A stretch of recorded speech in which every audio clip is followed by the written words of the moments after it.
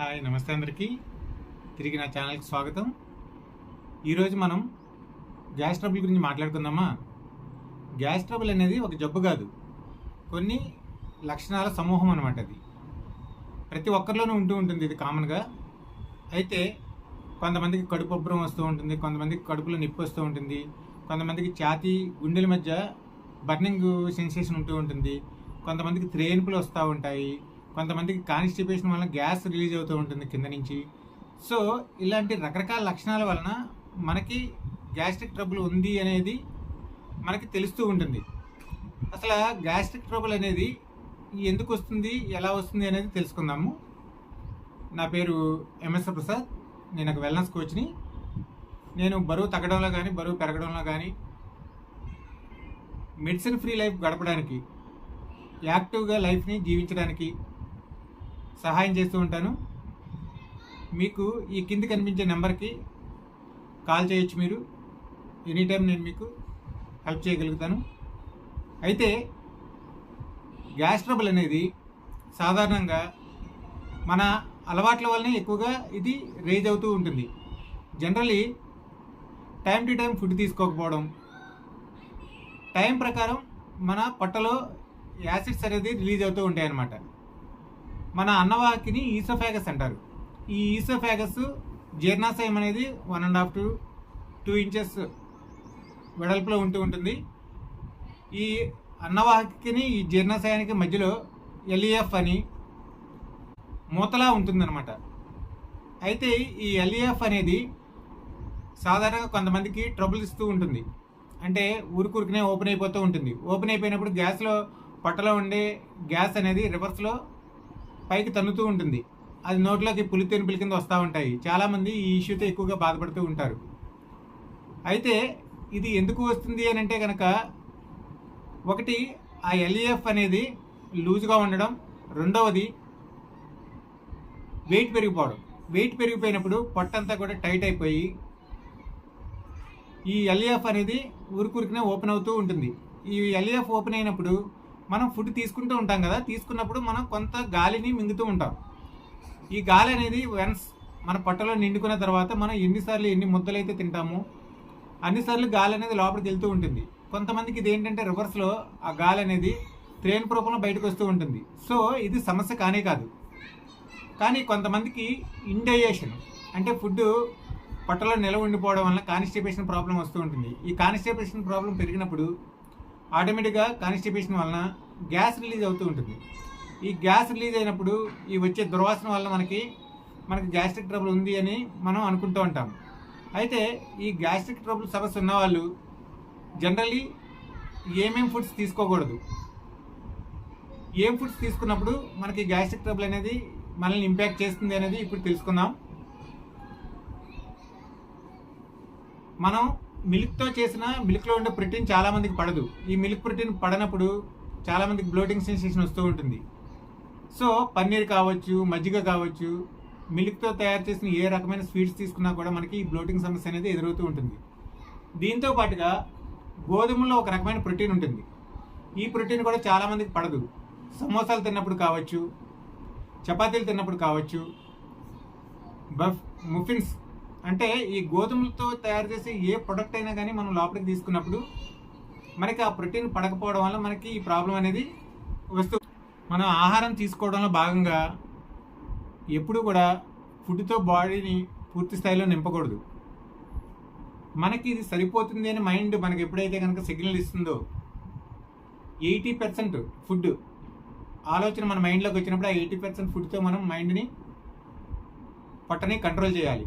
20% gap అనేది ఎప్పుడైతే కనుక మనం ఉంటామో ఈ యాసిడ్ రిఫ్లెక్షన్స్ అనేది చాలా వరకు కంట్రోల్లో ఉంటూ ఉంటాయి. సో ఈ రకంగా కూడా మనం దీన్ని బ్యాలెన్స్ చేసుకోవాలి. మనకి ఎసిడిటీ కలిగించే ప్రాబ్లమ్స్లో స్ట్రెస్ అనేది కూడా చాలా కీలక పాత్ర పోషిస్తూ ఉంటుందన్నమాట. స్ట్రెస్ వలన కూడా యాంగ్జైటీ పెరిగిపోయి మన మైండ్కి గట్టిగా రిలేషన్ ఉంటుంది. పొట్టలో ఒక రకమైన ఇరిటబుల్స్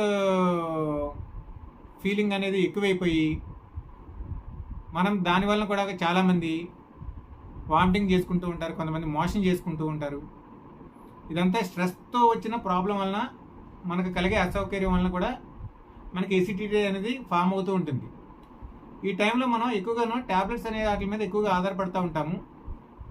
ఈ ట్యాబ్లెట్స్ పరంగా కన్నా కూడా మనం ఎక్కువగా వాటర్ తీసుకోవడం, చూపిల్లు అలవాట్లు మంచిగా చేసుకోవడం, ఇవన్నీ కూడా మార్చుకుంటూ ఉండాలి.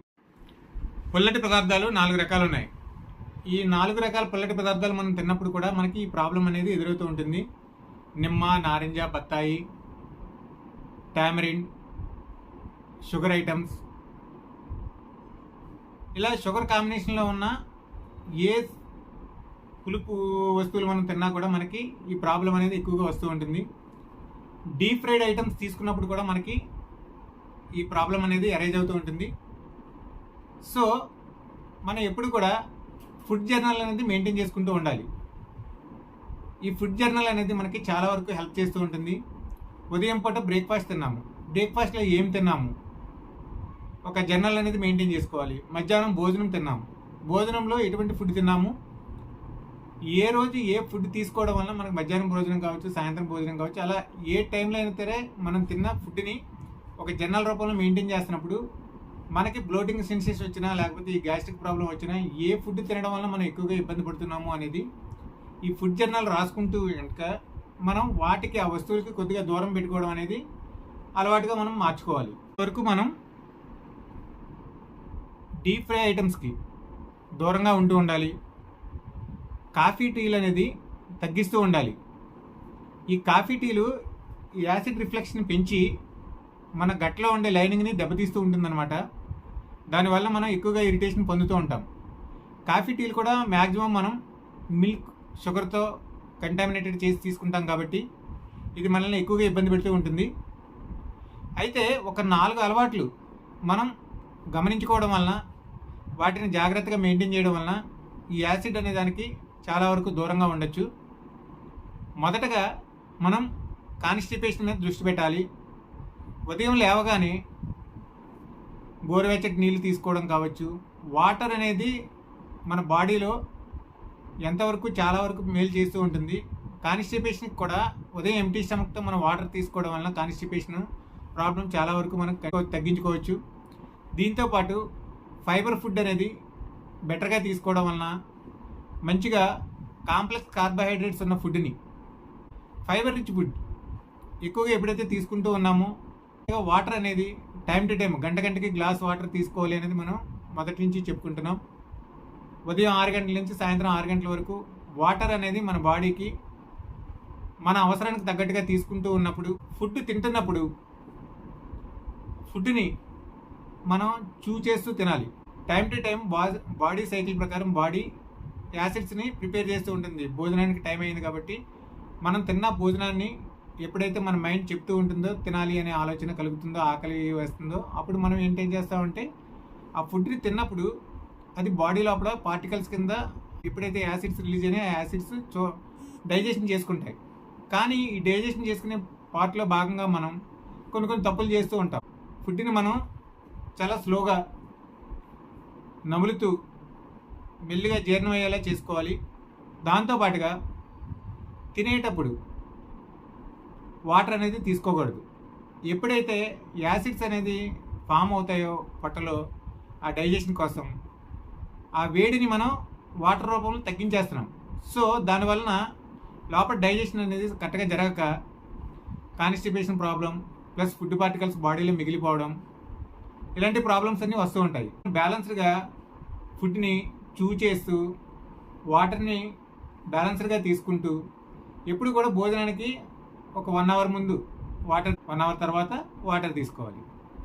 వెక్కిళ్ళు అనేది మన వాటర్ బాడీలో ఎప్పుడైతే తక్కువ అవుతుందో మనం తినే టైంలో అది ఆ ఫీలింగ్స్ అనేది బయటకు చూపిస్తూ ఉంటుంది. కాబట్టి మనం ఎప్పుడూ కూడా వాటర్ అనేదాన్ని 1 అవర్ ముందు కావచ్చు, 1 అవర్ బ్యాక్ టైంలో కావచ్చు తీసుకోవడానికి ప్రయత్నం చేయాలి. కానీ మధ్యలో మాత్రం ఎట్టి పరిస్థితుల్లో తీసుకోవద్దు. తినేటప్పుడు గ్యాప్ అనేది మెయింటైన్ చేస్తూ ఉండాలి. జనరల్లీ మనం ఏం చేస్తామంటే కంటికి చూడడానికి కలర్ఫుల్గా అనిపించిన ప్రతి ఫుడ్ని కూడా నోట్లో పెడుతూ ఉంటాం. జనరల్లీ ఆ ఫుడ్ ఏం చేస్తుంది అని అంటే కనుక, ఎప్పుడైతే మన జీర్ణవాహికలో కొన్ని గ్యాసెస్ రిలీజ్ అవుతాయో ఆ గ్యాసెస్ ఆ డైజెషన్ ప్రాసెస్ అనేది చేస్తూ ఉంటుంది.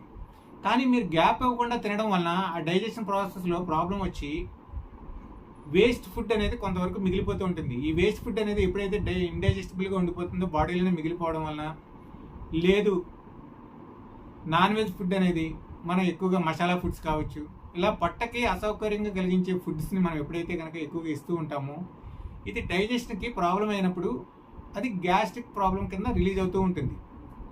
అయితే ఈ గ్యాస్ట్రిక్ ప్రాబ్లం వచ్చినప్పుడు మనం మ్యాక్సిమం